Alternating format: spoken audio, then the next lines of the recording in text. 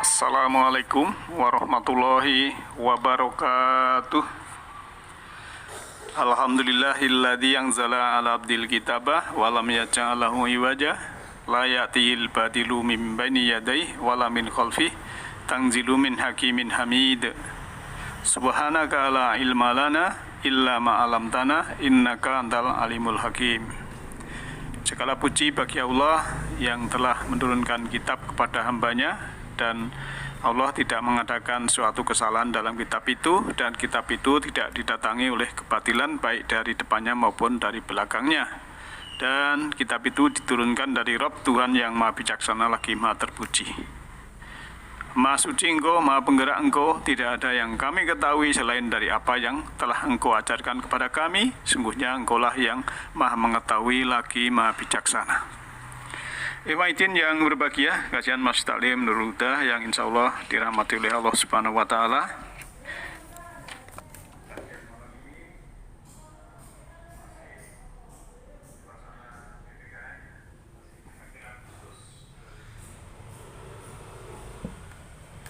Namun hendaklah kita senantiasa bersyukur kepada Allah Ta'ala bahwa kita masih diberi keberlimpahan kehidupan. Kita lanjutkan kajian kita malam ini, ayat yang selanjutnya 155 dari surah Al-Baqarah ya. Walaupun tempo hari sudah saya cuplikkan yang berhubungan dengan tema ujian, namun setiap pembahasan insya Allah ada sesuatu yang baru untuk kita cermati, untuk kita fahami ya. Kita lihat, a'udzubillahi minasyaitonirrajim. Walanabluwannakum bisyai'im minal khaufi wal ju'i wa naqsim minal amwali wal anfusi was samarat wa bassiris sabirin. Dan kami pasti akan menguji kamu dengan sedikit ketakutan, kelaparan, kekurangan harta, jiwa, dan buah-buahan. Dan sampaikanlah kabar gembira kepada orang-orang yang sabar. Nah, ikhwatin yang berbahagia, bahwa ujian bagi orang yang di ayat 154, ya ini biasanya kalau kita mendengarkan ceramah kan ayat ini dipotong ya, hanya ini. Tapi sebenarnya kalau kita pakai tafsir tahlili, yaitu kita lihat dari ayat 154 bahwa orang yang berjuang di garis hukum Allah ya, secara spesifik dia menuju Baitullah ya, menuju kepada pencerahan jiwa, menuju kepada terbukanya mata kolbu, di situ akan mendapatkan ujian. Dan ujian itu namanya adalah khauf, ketakutan. Ya biasanya kalau kita mendengar ya, ini hanya secara materi, ketakutan makanan ya makanan ya, ketakutan harta ya harta ya, ketakutan buah ya buah, ketakutan jiwa ya jiwa gitu. Nah, kita lebih mendalam ya. Maka tempo hari kita sudah bahas ayat ini, temanya ujian, namun saat ini berkelanjutan ya, kita bahas ya lebih mendalam. Jadi ketakutan, yang namanya kelaparan itu kekurangan makanan rohani. Jadi orang yang selalu berjalan mencari Tuhan di dalam garis hukum Allah ya, mencari kebenaran, dia berjuang untuk ke Baitullah, membuka mata kolbu, dia memang ada ujian, yaitu dia ada rasa ketakutan kekurangan makanan rohani.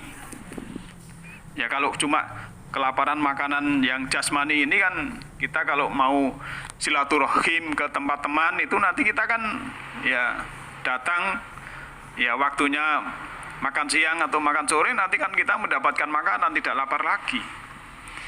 Atau kita yang biasa, yang kuliner itu nanti ngajak, tolong saya di jajake ataupun saya di booking, itu udah. Ini kalau yang berhubungan dengan jasmani, makanan jasmani. Tapi bagi orang yang menuju Baitullah ya, Ini takut kekurangan makanan rohani. Ya. Wah, nanti kalau kita tidak mendengarkan kajian 1 minggu misalnya, ini ada rasa yang pengen tahu, adakah ilmu yang baru, kan begitu. Ini ada istilahnya ketakutan secara rohani, secara jiwa, dan juga ya takut kekurangan harta. Nah, ikhwatin yang berbahagia, anbal harta ya, harta korun yang paling mahal itu adalah kita mengenal Rabb, mengenal Allah. Kalau Allah itu sendiri sebetulnya sesuatu yang mahal bagi kita, maka kita takut kehilangan Allah. Jadi bukan hanya kehilangan harta ya, kehilangan harta nanti wong kita lahir itu tidak bawa apa-apa, kita sudah mendapatkan ini itu dan lain sebagainya, sudah bersyukur. Tapi sebetulnya bagi orang yang sudah kesadaran tingkat tinggi, ya kedewasaan spiritualnya itu tinggi, itu takut kalau tidak bersama Allah, kehilangan Allah. Jadi harta yang paling mahal, harta korun sebenarnya yaitu kita ditinggalkan oleh Allah Subhanahu wa taala. Maka ada ketakutan. Kemudian di sini juga disebutkan ya, takut tentang jiwa atau buah-buahan. Jadi sehingga di sini kalau kita melihat jiwa yang redup, jiwa yang merana, jiwa yang kotor, itu bagi orang-orang yang menuju Tuhan, menuju Baitullah, membuka mata kolbu untuk selalu bersama Allah, ya ini ada rasa jangan sampai jiwa ini merana, redup ataupun kotor, kan begitu. Dan juga takut kehilangan buah-buahan. Nah, buah-buahan yang jasmani, ya mungkin kalau kita ke pasar buah itu banyak sekali. Tapi kita dalami secara spiritual, takut buah-buahan di sini, diuji dengan buah-buahan itu jangan sampai kita itu kekurangan buah ya. Buah kedamaian, buah kesabaran, ya, buah kenyamanan, buah kelapangan, buah keluasan dalam dada kita. Ya, di sini letaknya. Maka kita dalami bahwa kalau kita sudah begitu bisa melewati, ya, bisa melewati itu, maka wabasyiris sobirin, gembirakanlah orang-orang yang sabar. Ya, gembirakanlah orang-orang yang sabar. Siapa itu? Ulaika, ya. Siapa itu? Alladzina idza asobathum musibah. Ketika datang kena musibah, qalu innalillahi wa inna ilaihi rajiun. Jadi musibah itu apa? Ya. Musibah itu ya segala sesuatu yang menimbulkan madharat. Ya.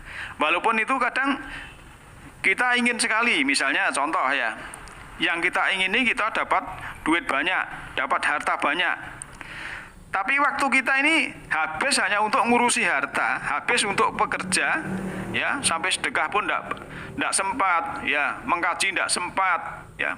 Akhirnya harta ini sebenarnya kita ingin sekali mengingini, tapi yang kita ingin ini setelah kedapatan karena kita itu melalaikan taklim, melalaikan mengkaji, melalaikan sedekah, melalaikan infak, sehingga ini jadi musibah sebetulnya, ya, jadi musibah. Nah, maka kalau hal demikian, ya sudahlah, walaupun bergelimangan harta, ya, tapi sebenarnya harta itu jadi musibah. Wah, ini nanti untuk anak turun saya. Tidak ada yang namanya warisan miliaran banyak sekali itu dapat pahala. Yang dapat balasan itu adalah yang untuk anak yatim, untuk orang miskin, ya, untuk membangun peradaban, ya, untuk taklim dan lain sebagainya ini. Ya mungkin panjenengan beli data 100.000 untuk nyetel ya MP3 atau kajian-kajian yang berhubungan dengan penyerahan jiwa. Itulah sebenarnya yang menjadi balasan Allah yang terbaik nanti dalam rekaman kalau kita sudah mau menyetel rekaman kita sendiri. Itu harus kita paham tentang musibah ini. Jangan dikira kalau musibah itu ya yang menderita, bukan. Kadang orang tidak menderita itu seperti orang yang sudah kaya raya ya, sering saya analogikan, sudah kaya raya, mobilnya banyak, rumahnya banyak tingkat dan lain sebagainya, masih korupsi. Ini sebenarnya musibah dia itu. Nah, kita harus paham karena musibah itu segala sesuatu yang menimbulkan madorot. Nah, maka kadang sesuatu yang tidak kita ingini itu bagi pikiran dan bagi tubuh itu sebenarnya menolak. Tetapi bagi jiwa sebenarnya itu tidak menolak, itu baik bagi jiwanya. Maka kita harus menselaraskan, ya, menselaraskan jasmani, pikiran dan jiwa. Maka kalau kita mengucap innalillahi wa inna ilaihi raji'un itu bukan hanya sekedar mengucap.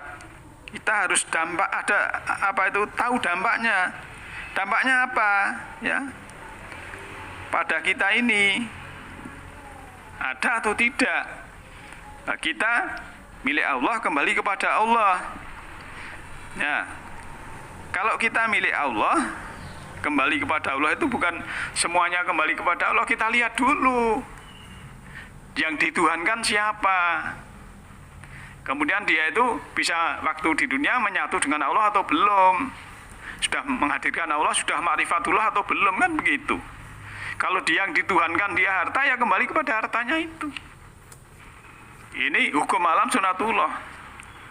Dan Allah sudah memberikan sesuatu yang demikian. Jadi istilah innalillahi wa inna ilaihi raji'un itu kalau cuma diucapkan di bibir tanpa energi, ya, tidak ada dampak sama sekali. Tapi kalau ada dampak, ya kita sering saya gambarkan innalillahi wa inna ilaihi raji'un itu dari titik. Ya, kita bikin lingkaran dari titik awal ini, kita melingkar konsisten, ya, jari kita ini kita tarik melingkar, nanti sampai lagi ke titik awal ini. Nah, waktu kita lahir dalam keadaan suci, bersih, belum punya noda, awal ini, lah nanti kembali itu supaya bisa menyatu, ya, kembali rojiun kepada Allah itu memang harus jiwa ini seperti itu. Kalau masih ada dendam, masih ada hutang karma, masih ada sakit hati, kecewa, ya, belum diterima oleh Allah, kan begitu. Nah, intinya berbahagia. Namun bagi yang sudah terbuka mata kalbunya, sudah insaf, sudah sadar, ya, jiwanya sudah bercahaya, jiwanya sudah sejuk, jiwanya sudah bersih, jiwanya sudah luas, ya, itu memang dia mendapatkan kehormatan. Ulaika alaihim sholawatun mir rabbihim wa rahmah wa ulaika umul muhtadun. Ya, jadi dia sudah mendapatkan disambungkan dengan Allah, dengan Rabb, ya, mendapat rahmat. Jadi rahmat itu kan suatu yang kasih sayang, dapat hiburan, dapat pencerahan, ya, sehingga yang datang menghibur, ya, kalau keadaan musibah itu sudah memberikan pencerahan. Jadi dia akan mendapatkan sholawat, ya, itu adalah dari solu, itu juga selalu terhubung mirabim dari Allah, ya, selalu dekat pada Allah dan rahmat dan kasih sayangnya. Dan dia akan mendapatkan petunjuk karena dia bisa mengambil pelajaran dari apa yang terjadi. Jadi setiap kejadian yang tidak menyenangkan itu kalau kita sudah bisa mengambil pelajaran dari peristiwa itu dan kita sudah mengerti pesan apa yang terjadi pada diri kita ini, nah itulah yang mendapat pencerahan. Jadi kalau sudah lewat, hanya lewat saja, tidak tahu apa-apa, ya tidak akan mendapatkan sesuatu yang humul muhtadun tadi. Mereka itulah orang-orang yang mendapat petunjuk. Nah, tapi kalau sudah mengerti maksudnya, ya, bahwa Allah memberikan kejadian seperti ini sebagai musibah, ya, ada pesan spiritual dipahami, kemudian ada pencerahan, ada perubahan, nah itulah dia mendapat petunjuk muhtadun. Dan pesan itu dia akan menjadikan dirinya lebih baik daripada sebelum kena musibah itu. Nah, hadirin berbahagia. Oleh karena itu, ya, kalau Allah sudah mengatakan juga yahdillahu linurihi mayasya. Allah menunjuki cahayanya berupa alam semesta ruhani ini siapa yang Dia kehendaki. Kita harus menyongsongnya supaya mendapat nur Allah, cahaya dari Allah. Nah, semoga Allah Ta'ala membimbing kita di garis hukumnya dan melindungi kita semua dari kegelapan jiwa. Dan semoga selalu mendapatkan cahaya darinya. Semua makhluk hidup, baik yang kelihatan maupun yang tidak kelihatan, di setiap ruang dan waktu, di semua tingkatan, senantiasalah hidup berbahagia, termasuk kita juga manusia ini. Maka marilah sisa hidup kita ini kita manfaatkan sebaik-baiknya, karena Allah sudah memberikan modal yang utama, yaitu waktu dan kesehatan.